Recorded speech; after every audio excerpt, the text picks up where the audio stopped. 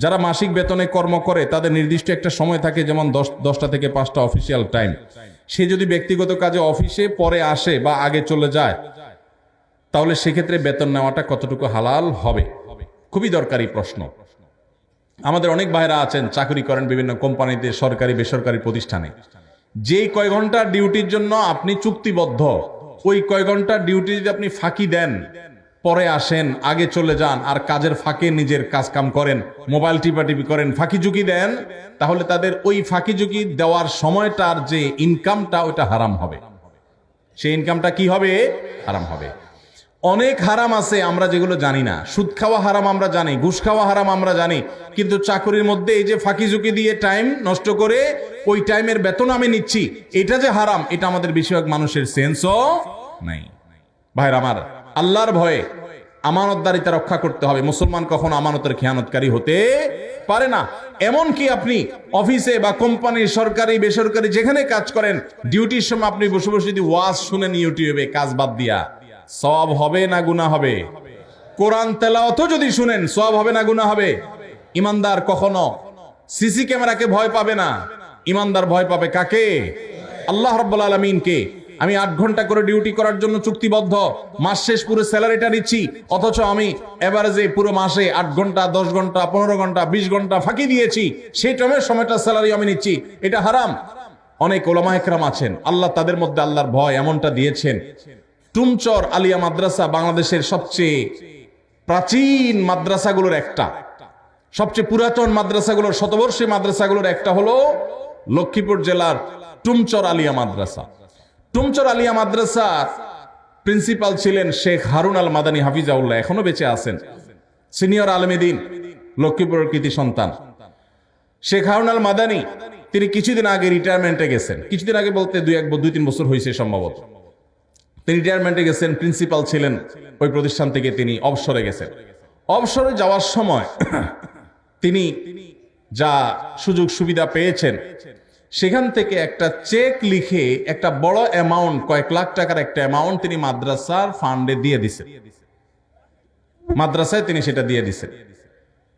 এবং এটার কারণ হিসাবে, এটা তিনি আমাকে বলেন নাই, আমি অন্যভাবে জানছি, এর কারণ হিসাবে তিনি উল্লেখ করেছেন যে এত দীর্ঘ বছর, এত বছর কাজ করেছি এই প্রতিষ্ঠানে, চেষ্টা করছি ঠিকঠাক মতো ডিউটি পালন করতে, আমার অজান্তে হয়তো কোনো ফাঁকি ঝুঁকি হয়ে গেছে, হয়তো কোনো সময় নষ্ট হয়ে গেছে, হয়তো কোনোদিন দেরি হয়ে গেছে, আগে বের হয়ে গেছি, হয়তো কোনো সময় ব্যক্তিগত কাজ করে ফেলছি ডিউটির মধ্যে, সেই সময়গুলোর বেতনও তো সব আমার অ্যাকাউন্টে ঠিকই আসছে, কোনোটাই তো আর বাদ দেই নাই।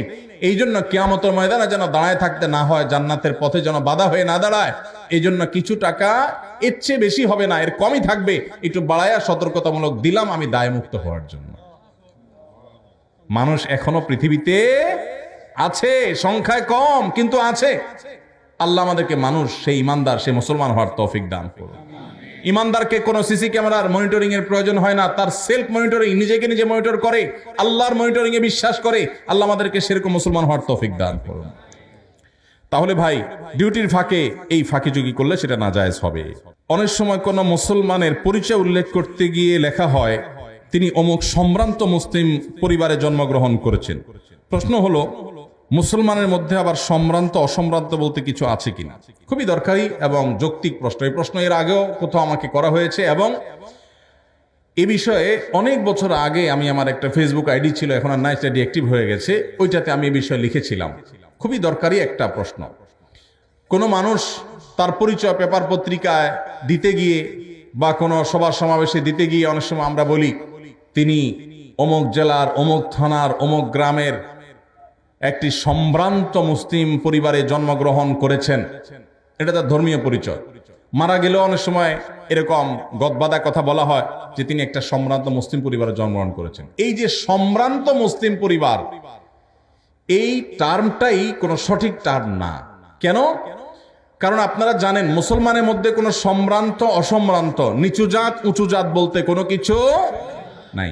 আল্লাহ কোরআনে বলেছেন ইন্না আকরামাকুম ইনদাল্লাহি আত্তাকুম। এর আগে আল্লাহ বলেছেন ইন্না খালাকনাকুম শুউবান ওয়া ক্বাবাইলা লিতাআরাফু। তোমাদেরকে বিভিন্ন গোত্রে বংশে আল্লাহ তাআলা সৃষ্টি করেছেন। কেন? আল্লাহ বলেছেন পরিচয়ের সুবিধার্থে। কোন গোত্রে জন্ম নিলে সে সম্ভ্রান্ত হয়, আবার কোন গোত্রে জন্ম নিলে অসম্ভ্রান্ত হয়, এই ধারণা ইসলামে নাই। ইন্না আক্রামাকুম ইনদাল্লাহি আতকাকুম, তোমাদের ভিতরে সবচেয়ে সম্মানিত সে যার মধ্যে তাকওয়া সবচাইতে বেশি। হিন্দুদের মধ্যে আমরা আছে জানি উঁচু জাত নিচু জাত, মুসলমানদের মধ্যে এরকম উঁচু জাত আর নিচু জাত বলতে কোনো কিছু নাই। সকল মুসলমান আল্লাহর কাছে সম্মানিত যদি তাকওয়া থাকে, আর তাকওয়া যদি না থাকে, যত তথাকথিত নামকরা ফ্যামিলিতে জন্মগ্রহণ করুক না কেন, রাজবংশে জন্ম করুক না কেন, আল্লাহর কাছে সে নিকৃষ্ট, সে কখনো আল্লাহর কাছে মর্যাদাপূর্ণ না। এই জন্য সম্ভ্রান্ত মুসলমান আর অসম্ভ্রান্ত মুসলমান বলতে কোনো পার্থক্য বা ব্যবধান ইসলামে নাই।